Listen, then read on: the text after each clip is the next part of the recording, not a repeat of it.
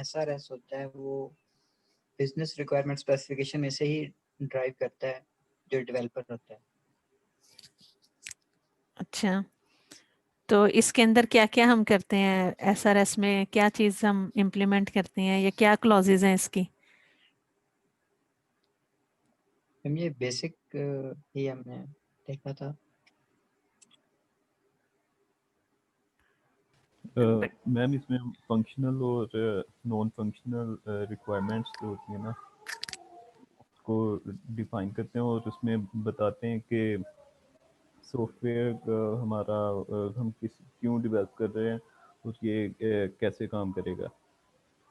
जैसे मैंने उसमें लिखा था, इसके डॉक्यूमेंट में एग्जांपल दी थी जो ऑनलाइन शॉपिंग सिस्टम का था। उसमें मैंने दिया हुआ था लॉगिन पेज के बारे में इंफॉर्मेशन थी, रजिस्ट्रेशन लॉगिन पेज, और उसमें एक कार्ट बनता है जिसमें आप वो जो आपने ख़रीदना होता है उसमें आप वो चीज़ें उसमें यानी कि सिलेक्ट कर सकते हो, उसमें वो कार्ट में चली जाती हैं। उसके बाद आप पेमेंट मेथड इसमें बताया गया था ठीक है। और टेक्निकल इश्यूज जो इसमें डिफाइन किए गए थे कि HTML यूज़ होगी और जैसे कि कौन सा ब्राउज़र पे ये एप्लीकेशन रन कर सकती है। उसके अलावा नॉन फंक्शनल रिक्वायरमेंट बताई थी कि सिक्योर होना चाहिए, वही जो सॉफ्टवेयर की प्रॉपर्टीज़ आपने बताई थी ना, पोर्टेबल होना चाहिए, रीयूजेबल, कंपैटिबिलिटी और परफॉर्मेंस रिक्वायरमेंट थी इसके बाद। तो मैम ये सारा चीज़ें SRS में आ जाती हैं। और जो BRS आप क्लाइंट से मीटिंग के बाद डिफाइन करते हो और उसी में से आप SRS को ड्रैग करते हो। ठीक है जी बेटा। अब यही चीज़ है कि जैसे मोहम्मद उमर बेटे ने बताया है कि उन्होंने एक एग्जाम्पल को लेके इम्प्लीमेंट किया है। तो मैं आपको यही चीज़ कह रही थी कि आपने क्या करना है कि कोई एग्जाम्पल, जैसे इन्होंने ऑनलाइन शॉपिंग सिस्टम का लिया है, ऐसे ही आप लोगों ने कोई एग्जाम्पल लेनी थी। हॉस्पिटल मैनेजमेंट सिस्टम ले लेते या अपनी बायो की फील्ड से कोई चीज़ ले लेते आप लोग, या होटल मैनेजमेंट सिस्टम है या पॉइंट ऑफ सेल सॉफ्टवेयर आप देख लेते। तो इसी तरह ही आपने किसी एग्जाम्पल को लेकर उसका स्कोप बताना था, उसके बताना था कि इस प्रोजेक्ट में क्या उसकी डिस्क्रिप्शन होगी। ठीक है, तो इसकी कौन सी ये पोर्ट के ऊपर इम्प्लीमेंट होगा। ठीक है, इसका जो वेबसाइट है वो कौन सी होगी। ठीक है, और इसके अलावा ये किधर डिलीवरेबल है, इसमें इसका स्कोप क्या है, इसमें कौन कौन सी प्रॉपर्टीज़ हम यूज़ करेंगे। ठीक है, तो ये हर सॉफ्टवेयर की, इसलिए मैंने आप लोगों को जो था वो जर्नल बताया था कि आप लोगों ने एज अ जर्नली इसको देखना है अपने डोमेन ऑफ इंटरेस्ट के अकॉर्डिंग। ठीक है, जैसे ऑनलाइन मैनेजमेंट सिस्टम है, एक मिनट वेट कीजिएगा।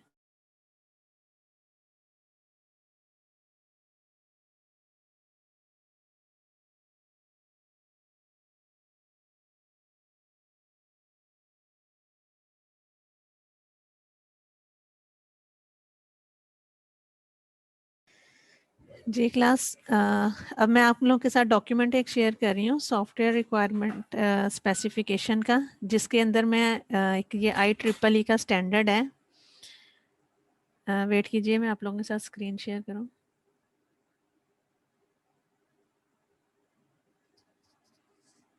Ma'am I have one question. जी बेटा।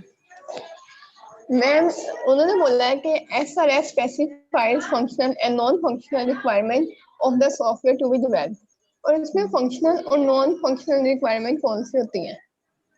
ठीक है बेटा, ये भी मैं आपको बताती हूँ। आप लोगों ने फंक्शनल रिक्वायरमेंट्स को भी कवर किया है जब भी हम लोगों ने सॉफ्टवेयर में डेवलप किया। मैं आपके साथ ये डिस्कस करती हूँ। एक मिनट ठहरे, मुझे ज़रा डॉक्यूमेंट ओपन करने दें, आपको ये भी चीज़ क्लियर हो जाएगी कि like functional and non functional requirements कौन सी हैं। Okay ma'am.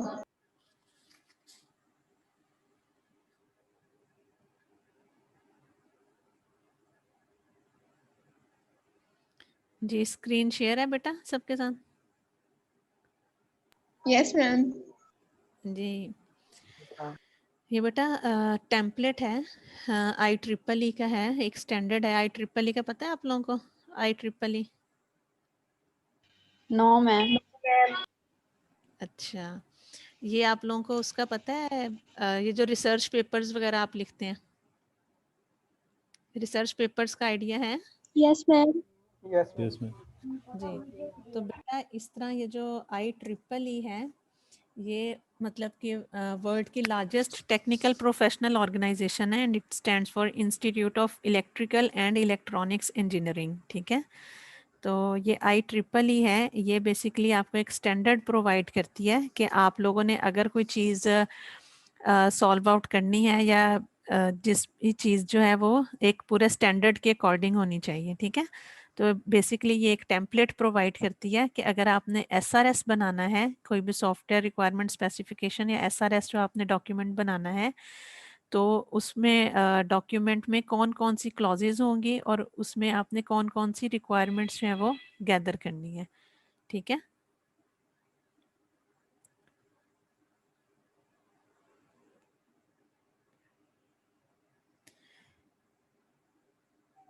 जी एक मिनट बेटा ज़रा वेट कीजिए।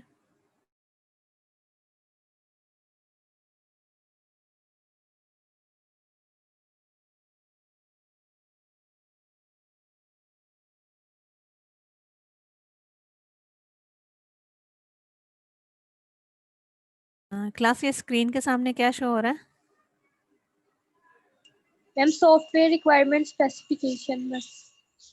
जी ठीक है, वर्ड का डॉक्यूमेंट ओपन है ना, सबके लिए विजिबल है? यस जी मैम। जी ठीक है, तो अब ये देखें ऐसे सॉफ्टवेयर रिक्वायरमेंट स्पेसिफिकेशंस फॉर, यहाँ पर देखें जिधर मैंने ये प्रोजेक्ट लिखा हुआ है, प्रोजेक्ट, यहाँ पर आप लोगों ने अपने प्रोजेक्ट का नेम देना है। ठीक है, name of your project. Like एक बच्चे ने बताया कि ऑनलाइन शॉपिंग सिस्टम है, या आप बैंक मैनेजमेंट सिस्टम ले रहे हैं, या आप कोई ATM का सॉफ्टवेयर बनाने जा रहे हैं, या आप अपने डोमेन से रिलेटेड कोई बायो इन्फॉर्मेटिक्स से रिलेटेड जो भी प्रोजेक्ट आप बनाने जा रहे हैं। ठीक है, तो आपने यहाँ पर अपने प्रोजेक्ट का नेम देना है। ठीक है, फॉर प्रोजेक्ट जो मैंने इसको एंगुलर ब्रैकेट्स में लिखा है, इट मीन्स कि यहाँ पर आपका प्रोजेक्ट का नेम आएगा, यहाँ पर आपका वर्जन 1 आएगा, एंड प्रिपेयर्ड बाय मीन्स के ऑथर, यहाँ पर आप लोगों ने अपना नेम देना है। ठीक है, क्लियर हो रहा है यहाँ तक अभी आप लोगों को?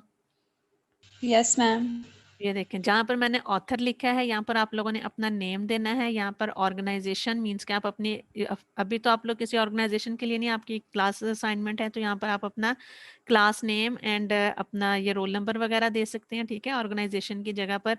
एंड देन यहाँ पर आप लोगों ने डेट मेंशन करनी है कि किस डेट को आप लोग ये डॉक्यूमेंट क्रिएट कर रहे हो। अब यहाँ से आपको फर्स्ट पेज से समझ आ रही है कि एक स्टैंडर्ड का मतलब क्या होता है, कि लाइक एवरी स्टूडेंट ने इस स्टैंडर्ड को फॉलो करना है। ठीक है, मीन्स के यही आपका टेम्पलेट होगा और इसी के अकॉर्डिंग आप लोगों ने इसको फॉलो अप करते हुए अपनी असाइनमेंट को कंप्लीट करना है।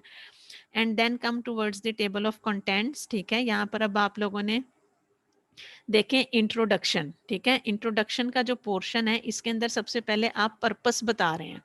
ठीक है, पर्पस क्या है, पर्पस के अंदर आपने पर्पस की डेफिनेशन नहीं बता देनी कि लाइक पर्पस क्या होता है या सॉफ्टवेयर का पर्पस क्या होता है, आपने इसका पर्पस बताना है अपने सॉफ्टवेयर के according, like online shopping system के अकॉर्डिंग, कि उसका उसका पर्पस क्या है। उसका पर्पस है कि आप जो है वो कोई भी आइटम को बाय करते हो, उसका पर्पस है शॉपिंग, ऑनलाइन शॉपिंग सिस्टम का पर्पस है शॉपिंग। ठीक है, ऑनलाइन बैंकिंग में अगर आप देखें तो उसका क्या पर्पस होगा, ठीक है, कि आप जो है वो मनी ट्रांसफर कर रहे हो।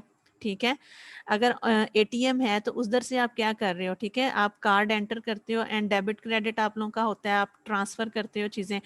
तो इस तरह आपने इसका पर्पस बताना है। पॉइंट ऑफ सेल जो सॉफ्टवेयर होता है, पॉइंट ऑफ सेल कौन सा होता है, कि जैसे भी ये किसी भी ये आप अल्फते पे देख लें या मेट्रो पे देख लें, तो वो पॉइंट ऑफ सेल सॉफ्टवेयर है। उनका पर्पस क्या है, उनका पर्पस है कि लाइक ये पॉइंट ऑफ सेल है, ये सेल पर्पस के लिए यूज हो रहे हैं। ठीक है, अब क्लियर हुआ आप लोगों को कि पर्पस के अंदर आप लोगों ने लिखना क्या है बेसिकली? जी ठीक है ना, क्लियर हो रहा है ना? तो इस तरह आप लोगों ने इसके अंदर अपने सॉफ्टवेयर का पर्पस बताना है, ठीक है। फिर उसके बाद ये डॉक्यूमेंटेशन कन्वेंशन है, देन उसके बाद इंटेंडेड है कि means audience and reading suggestions, ठीक है। ऑडियंस, आप कौन सी ऑडियंस को हिट करने जा रहे हो ऑनलाइन शॉपिंग सिस्टम में, आप कौन से कस्टमर्स को, जैसे अगर आप लोग किसी स्कूल के लिए बना रहे हो, या अगर आप लोग जो है वो स्कूल मैनेजमेंट सिस्टम बना रहे हो या यूनिवर्सिटी का मैनेजमेंट सिस्टम बना रहे हो, तो उसकी ऑडियंस कौन होगी, स्टूडेंट्स होंगे, टीचर्स होंगे, वहाँ की एडमिन होगी, ठीक है। ऑडियंस मींस के intended audience and reading suggestions, कौन उस सॉफ्टवेयर की ऑडियंस है और कौन उसको रीड आउट करेगा, कौन उसको यूज करेगा, ठीक है। एंड प्रोडक्ट का स्कोप, ठीक है। स्कोप जैसे मैंने आपको बताया था कि जैसे अब आप लोग जो है वो अगर एटीएम है, अगर एटीएम का अगर आप देखें तो उसमें क्या आप करवा रहे होते हो, आप एक पिन को एंटर करते हो और एक ट्रांजैक्शन करवा लेते हो, ठीक है। अब आप जो है वो उसका स्कोप वो एक बैंक के लिए बना रहे हो, मल्टीपल बैंक्स के लिए बना रहे हो, तो आपने इसके अंदर अपना स्कोप बताना है, अपने उसको डील करते हुए अपने सॉफ्टवेयर को के अकॉर्डिंग, ठीक है। स्टूडेंट्स काइंडली बेटा माइक म्यूट कीजिए। बख्तावर एहसान बेटा आप माइक म्यूट कीजिएगा जी। अच्छा, अब इसी तरह इसके अंदर फिर उसके बाद आपकी ओवरऑल डिस्क्रिप्शन, ठीक है। और सेकंड पोर्शन की तरफ आते हैं तो प्रोडक्ट के लिहाज से बताना है, प्रोडक्ट कौन कौन से फंक्शन बता रहा है। अच्छा, इसके अंदर जैसे यूज़र क्लासेस एंड करेक्टरिस्टिक्स है ना, ये आप पॉइंट स्किप कर सकते हैं, क्योंकि अगर हम इसके अंदर जो कुछ डायग्राम्स वगैरह होंगी ना, वो जब हम लोग यूएमएल डायग्राम्स पढ़ेंगे देन हम अपनी इस असाइनमेंट का वर्जन 2 क्रिएट करेंगे, ठीक है। जैसे हमने बताया था ना कि सॉफ्टवेयर जो होता है उसके वर्जन 1 है, जैसे मैं फिर आपको कुछ और मजीद रिक्वायरमेंट्स जब बताऊंगी तो आप इस डॉक्यूमेंट का वर्जन 2 क्रिएट करोगे, जिसके अंदर मैं आपको यूज़ केस डायग्राम्स बताऊंगी, सीक्वेंस डायग्राम क्या होती हैं, क्लास डायग्राम क्या होती हैं। तो आप लोगों ने जौन सा प्रोजेक्ट चूज़ किया हुआ होगा, अभी तो आपने जस्ट उसकी रिक्वायरमेंट गैदरिंग वगैरह कर रहे हैं ना, उसके स्पेसिफिकेशंस वगैरह, देन फिर आप उसके अंदर उसकी इम्प्लीमेंटेशन लेवल के ऊपर आप उसकी कुछ डायग्राम्स वगैरह ऐड करेंगे, ठीक है। तो फिर उसके बाद फिर डिज़ाइन एंड इम्प्लीमेंटेशन कंस्ट्रेंट्स, ठीक है। यूज़र डॉक्यूमेंटेशन के अंदर मींस के आपने सारा बताना है कि कौन सा डॉक्यूमेंट बना रहा है, यूज़र को ये किस तरह फैसिलिटेट कर रहा है, ठीक है। कोई डिपेंडेंसीज है कि अगर तो ये डिपेंडेंट सॉफ्टवेयर है या नहीं है, ठीक है। अब उसके बाद हार्डवेयर कौन सा यूज़ होगा, सॉफ्टवेयर कौन सा यूज़ होगा इसके अंदर, ठीक है। आपके जो सिस्टम का फीचर 1, ठीक है, कितने फीचर्स ये प्रोवाइड करा है, कि जैसे फॉर एग्जांपल अगर हम एटीएम को ही देखें तो उसके अंदर वो कौन कौन से फीचर प्रोवाइड कर रहा होता है कि आपने अकाउंट 1 से अब मनी अपनी डिडक्ट करवानी है, या अकाउंट 2 से अगर आपके मल्टीपल अकाउंट्स हैं उस बैंक के अंदर, ठीक है। फिर वो बताता है कि आपने मनी ट्रांसफ़र करनी है या नहीं करनी, ठीक है।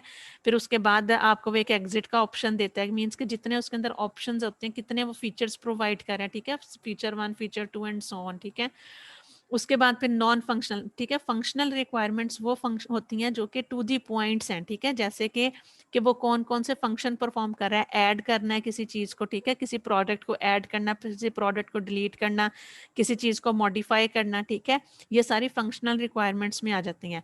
एंड जो नॉन फंक्शनल रिक्वायरमेंट्स हैं ये आपकी रिलेटेड होती हैं परफॉर्मेंस से रिलेटेड, ठीक है, कि आपका सिस्टम परफॉर्म कैसा कर रहा है, इसकी सिक्योरिटी कैसी है, क्या ये आपका सिस्टम रिलायबल है या नहीं रिलायबल, ठीक है। ऐसी ऐसी रिक्वायरमेंट जिनको हम जैसे मैथमेटिकली आप कह लें कि वो नहीं कर सकते, हम मेजर नहीं कर सकते, ठीक है। जैसे हम रिलायबल है, ठीक है, रिलायबल है वो कैसे पता चलेगा कि, और उसकी एक्यूरेसी है, मीन्स कि वो करेक्ट आपको आंसर्स दे रहा है या नहीं दे रहा, ठीक है। तो ऐसी जो फीचर्स होती हैं या ऐसी जो रिक्वायरमेंट्स होती हैं उनको हम नॉन फंक्शनल रिक्वायरमेंट्स बोलते हैं, ठीक है। फिर उसके बाद सॉफ्टवेयर की क्वालिटी, ठीक है, क्वालिटी को तो हम मेजर नहीं ना कर सकते, ठीक है। तो ये उसकी एक नॉन फंक्शनल रिक्वायरमेंट आ जाती है, ठीक है। तो इस तरह बेटा आपने ये वाली जो सारी चीज़ें हैं ना, ये जो क्लॉजेज हैं इसके अंदर आपने अपने सॉफ्टवेयर के अकॉर्डिंग जो है इनको फिल करना है, इन सारी रिक्वायरमेंट्स को, ठीक है। यहाँ पर आप नेम लिखेंगे, डेट, अगर तो अब ये देखें अब ये वर्जन्स हैं, ठीक है, यहाँ पर आप अपना नेम लिखेंगे, डेट लिखेंगे, किस डेट को आपका वर्जन 1 आपने बनाया, एंड रीजन फॉर चेंज। ठीक है, जब आपका वर्जन 1 के बाद आप इस डॉक्यूमेंट का वर्जन 2 बनाओगे तो उसके अंदर रीजन दोगे कि हाँ अब इसके अंदर ये मॉडिफिकेशंस थी, अब हमने इसको ये नई फंक्शंस ऐड किए हैं, न्यू फीचर्स इसके अंदर हमने ऐड किए हैं, अब हमने इसका वर्जन 2 क्रिएट किया। तो इसके अंदर आपने नेम, डेट, आप क्यों उसको चेंज कर रहे हो और ये इसकी कितनी रिवीजन्स हो चुकी हैं और इसके कितने न्यू वेरिएंट्स क्रिएट हो गए हैं, वो आपने सब इधर मेंशन करने होते हैं। ठीक है बेटा, इसको रिवीजन हिस्ट्री बोलते हैं इस चीज़ को। अब ये इसी तरह ही नीचे ये मैंने सारा जो है डॉक्यूमेंट आपको पर्पस का भी बता दिया। इसके अंदर अब ये चीज़ें लिखी हुई भी हैं और मेंशन भी हैं कि identify the product whose software requirements are specified in this document including the revision और रिलीज नंबर। ठीक है, पर्पस के अंदर क्या क्या चीज़ें आएंगी वो यहाँ पर सारी डिस्क्राइब हुई हैं। Describe the scope of the product that is covered by this SRS, particularly if the SRS describes only part of the system और सिंगल सब सिस्टम। ठीक है, कि मतलब ये आपका सिंगल है या सब सिस्टम है, 2 सिस्टम्स बना रहे हो। फिर कन्वेंशन बताना है, ऑडियंस मैंने आपको बताया। ठीक है, इसकी ऑडियंस आपकी कौन कौन सी होगी, जैसे इन्होंने बताया हुआ है कि इसके अंदर ऑडियंस कौन सी होंगी, डेवलपर्स हो जाएंगे, उनके मैनेजर्स हैं, ठीक है, मार्केटिंग स्टाफ हैं, यूजर्स हैं जिन्होंने इसके सॉफ्टवेयर को टेस्ट करना है वो टेस्टर्स हैं, ठीक है, जो कि डॉक्यूमेंट और राइट कर रहे हैं, ठीक है, वो डॉक्यूमेंटेशन राइटर्स हैं, ठीक है, ऑडियंस हैं, एंड एंड यूजर्स इसके जौन से भी होंगे वो उसके सारे इसमें अंदर आ जाएंगे। स्कोप में आपने बताना है, ठीक है, कि आप कितना एरिया उसका कवर कर रहे हो, ठीक है। फिर उसके बेनिफिट्स भी बताने हैं, ऑब्जेक्टिव्स बताने हैं, गोल्स बताने हैं, ठीक है। इसका ऑब्जेक्टिव ये है कि गोल ये है कि हम लोग मनी ट्रांसफर कर रहे हैं, इसको अचीव कर रहे हैं। फिर रेफरेंसेस आप बता सकते हो, ठीक है, रेफरेंस लिस्ट ऐड करनी है कि अगर आप किसी उसको ऑथेंटिक सोर्स से ले रहे हो तो आपने उसको वहाँ पे कोट करना होता है, वहाँ पे उसका रेफरेंस देना होता है। ठीक है बेटा, अब आपको क्लियर हो गई है ये मैंने आपको जो चीज़ें बताई हैं कि कौन से इन्वायरमेंट में ये चलेगा। जैसे कि वो बेटे ने बताया कि जो वेब डेवलपमेंट है ये इसके लिए जो है वो कौन सा ब्राउज़र चाहिए होगा, ठीक है। तो इसके अंदर इन्वायरमेंट वो चीज़ बताती है कि software will operate including the hardware platform, operating system and variants, ठीक है, कि ऑपरेटिंग सिस्टम हो सकता है कि कोई वो iOS के लिए बना हो, कोई एंड्रॉयड के लिए बना हो, ठीक है। तो इस तरह आप लोगों ने ये चीज़ें बतानी है, जस्ट ये नहीं बता देना कि इसके अंदर ऑपरेटिंग इन्वायरमेंट होगा, SRS में ये चीज़ें होती हैं। SRS आपको बनाना आना चाहिए कि सॉफ्टवेयर रिक्वायरमेंट स्पेसिफिकेशन डॉक्यूमेंट में हम एक सॉफ्टवेयर जो बनाने जा रहे हैं उसकी रिक्वायरमेंट किस तरह गैदर करनी है, उसकी क्लासेस क्या होंगे, उसकी ऑडियंस कौन सी होगी, उसका स्कोप क्या होगा, ठीक है। अब आपको पता चल गया कि स्कोप होता क्या है, आपके प्रोजेक्ट का स्कोप क्या है, ये अब आपने डिफाइन करना है, ठीक है। अपने डोमेन ऑफ इंटरेस्ट से रिलेटेड सॉफ्टवेयर लेके, मैंने आप लोगों को इसलिए बाउंड नहीं किया क्योंकि हर पर्सन का इंटरेस्ट जो होता है वो डिफरेंट होता है, तो इसलिए मैं आपको बाउंड नहीं कर रही। आप लोग अपने डोमेन से रिलेटेड जो भी आप लोगों को पसंद है सॉफ्टवेयर जिसका भी आप बनाना चाहते हैं, आप वो लेके उसके अकॉर्डिंग अपना SRS जो है वो डिज़ाइन करेंगे। ठीक है स्टूडेंट्स, क्लियर हो गई अब ये चीज़ें, ये सारी जो मैंने आपको बताई हैं यहाँ पे, Yes, ये ma'am. सिस्टम के फीचर्स वगैरह हैं सारे, ठीक है। सिस्टम 1 में ये सारे आप लोगों ने इसको गो थ्रू कर लेना, ठीक है। ये मैं डॉक्यूमेंट आप लोगों के साथ शेयर कर देती हूँ। तो फिर नॉन फंक्शनल रिक्वायरमेंट्स कौन सी हैं, ठीक है, नीचे आप लोगों ने ऐसे ये सारा बताना है और इस तरह आप लोगों ने अपनी असाइनमेंट जो है वो उसको एक प्रॉपर वे में एक अकॉर्डिंग टू स्टैंडर्ड आपने उसको सबमिट करवाना है। क्लियर है बेटा? Yes ma'am. चलिए ठीक है। अब कब तक बन जाएगी आप लोगों से ये असाइनमेंट? काफ़ी हद तक तो आप लोगों को अब क्लियर हो गया होगा क्योंकि आप लोगों ने सर्च आउट किया है, तो कुछ ने अपनी डोमेन भी चूज़ कर ली होगी। अब जिन बच्चों की जो जो अंदर मिस्टेक्स हैं या उनको लग रहा है कि हाँ ये चीज़ मैंने ठीक नहीं बनाई, आप उसको मतलब अपना रिवाइज करें अपनी असाइनमेंट को और उसको ठीक तरीके से अकॉर्डिंग टू स्टैंडर्ड जो है आपने सबमिट करवाना है, ठीक है। इससे ऊपर बेटा आप लोगों ने अपना एक टाइटल पेज ज़रूर देना है। जी जी मैम, मैंने गूगल से एक टेम्पलेट ली थी सेम जिस तरह आप दिखा रही हैं, मैंने ऑनलाइन शॉपिंग का ही बनाया था ये अच्छा SRS। जी जी तो मैम वो अब मैं सबमिट करवा दूं तो उसमें कोई इशू नहीं होगा? आप ये ना कहें कि प्लेज हो गया या मैं दोबारा बनाऊं? मैं आपको यही कह रही हूँ कि आपने उधर से बेटा आइडिया लेना था, ठीक है। उधर से आपने जस्ट आइडिया लेना है, जितनी आपने चीज़ें पढ़ी हुई हैं अब तक उनको आपने अपनी समझ के अकॉर्डिंग करना है। ये नहीं जस्ट आपने करना है कि हमने एक टेम्पलेट लिया, वो ऑनलाइन है और ये सबमिट हो गया, फिर आपने उसमें लर्न क्या किया, ठीक है, उसको अपनी आपने समझ के अकॉर्डिंग करना है, जितनी आपको उसको अंडरस्टैंडिंग हो रही है। नो मैम, मैंने हाँ, उसको टेम्पलेट लिया, प्लेजरिज्म नहीं इसमें करना है। जी जी। अपनी इंफॉर्मेशन सारी ऐड किया, जो मेरे पास डेटा मैंने कलेक्ट किया था अपने सॉफ्टवेयर के हिसाब से मैंने वैसे बनाया। तो मैम ये ऑनलाइन शॉपिंग पे ही है, अच्छा ठीक लेकिन है। उसमें मैंने डेटा सारा अपना ऐड किया था। उसको सिर्फ टेम्पलेट लिया था कि किस मैनर में वो इसको बनाना है डॉक्यूमेंट को, जिस तरह वो आप ठीक। दिखा रही थी। जी जी। प्रोजेक्ट में अपना प्रोजेक्ट नेम लिख के डेट की फिलिंग करके हाँ सिर्फ जी टेम्पलेट गूगल से लिया। तो ठीक मैम है। ये डॉक्यूमेंट सबमिट हो जाएगा, तो इसमें कोई प्लेज वगैरह का इशू तो नहीं होगा ना? अच्छा ठीक है बेटा, प्लेजरिज्म बस आप लोगों ने करनी नहीं है, अपनी वर्डिंग में कर देना है, तो वो फिर मैं आप लोगों की चेक कर लूँगी। तो फिर बस आप लोगों ने ये मैं आपसे शेयर करती हूँ, अगर आपने वो टेम्पलेट लिया है, अगर तो वो सेम यही टेम्पलेट है देन इट्स ओके। तो अगर तो वो टेम्पलेट चेंज है तो आप उसको इस टेम्पलेट के अकॉर्डिंग कर लें, ठीक है, क्योंकि अब सारी क्लास ने इस टेम्पलेट के अकॉर्डिंग जो है वो अपना डॉक्यूमेंट सबमिट करवाना है, तो आप उसको इसमें शिफ्ट कर लें। अगर तो वो ऐसा ही है तो इट्स ओके, नो प्रॉब्लम। तो वैसे ये है कि एक टेम्पलेट सारी क्लास ने एक स्टैंडर्ड को फॉलो करना है, और इससे ऊपर आप लोगों ने अपना यूनिवर्सिटी का लोगो और टाइटल पेज जो है वो लाजमी सब बच्चों ने ऐड करना है, और एक अच्छे तरीके से सबमिट करवानी है आप लोगों ने असाइनमेंट। क्लियर है स्टूडेंट सब सबके लिए? मैम मैम बस एक मैम ये तो एसआरएस का डॉक्यूमेंट है, तो हमने बीआरएस का बनाना है। बेटा अभी फिल वक्त फिर आप लोग अभी एसआरएस को ही देख लें, क्योंकि अभी कुछ स्टूडेंट्स जो हैं वो बीआरएस में और एसआरएस में अगर कंफ्यूज हो रहे हैं, तो बीआरएस और एसआरएस को आप ज़रूर देखें। तो बना आप जस्ट एसआरएस का दें, ठीक है, इतना मैं आप लोगों के लिए कर देती हूँ कि आप लोग जस्ट एसआरएस का मैम बना ओके लें। मैम जी बेटा।